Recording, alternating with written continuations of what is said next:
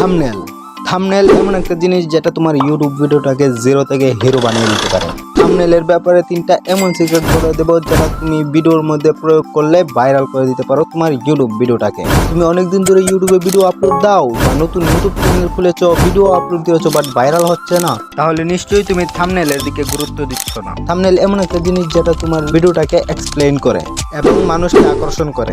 Secret number 1, simple. তুমি thumbnail যত simple রাখতে পারবে তত ভালো। আর যত থাম্বনেলের মধ্যে গাড়াগাড়ি করবে, বেশি ইমেজ দেওয়ার চেষ্টা করবে, বেশি ওয়ার্ড বসানোর চেষ্টা করবে, তাহলে তোমার থাম্বনেলটা খারাপ হয়ে যাবে। তাই যত সিম্পল রাখতে পারো তত ভালো। তাহলে ভাই থাম্বনেল সিম্পল রাখতাম? হ্যাঁ ভাই, একেবারে সিম্পল?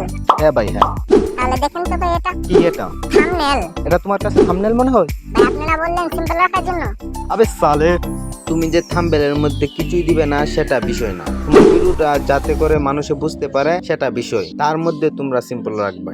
Second, font. বেশিরভাগ নতুন ইউটিউবাররাই ফন্টে করে ভুল। কোন ক্যাটাগরিতে কোন ফন্ট বসাবে সেটা বুঝতে পারে না, আর এমন ফন্ট বসায় যেটা দিয়ে জেনুইননেস এন্ড সিরিয়াসনেস ফিলই হয় না। যেমন তুমি এই থাম্বনেলটা দেখো, এটা থেকে তোমার জেনুইননেস এন্ড সিরিয়াসনেস ফিলই হবে না।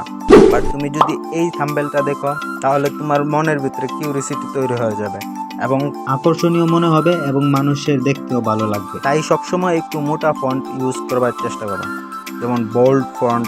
আর প্রত্যেকটা ফন্টেরই আলাদা একটা অর্থ আছে, বুঝে শুনে তোমরা থাম্বনেলের মধ্যে ইউজ করবা। এক একটা ক্যাটাগরি এক একটা ফন্ট বসাতে পারো, আর এমন ফন্ট বসাবে যেটা দেখে মানুষের সহজেই বুঝতে পারে। Third, colour combination. Colour combination এমন একটা জিনিস যেটা তোমার থাম্বনেলের মেইন রোল প্লে করে। তুমি যদি কালার কম্বিনেশন না মিলাতে পারো তাহলে তোমার থাম্বনেলটাই খারাপ হয়ে যাবে এবং তোমার ভিডিওটা ডাউন হয়ে যেতে পারে।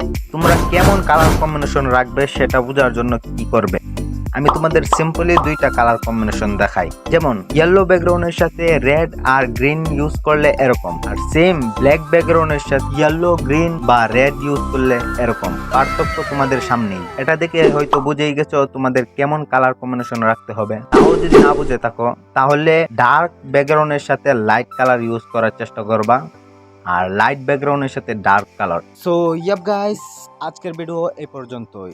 Next video coming soon. Do you like this video? Click the like button and hit the subscribe button.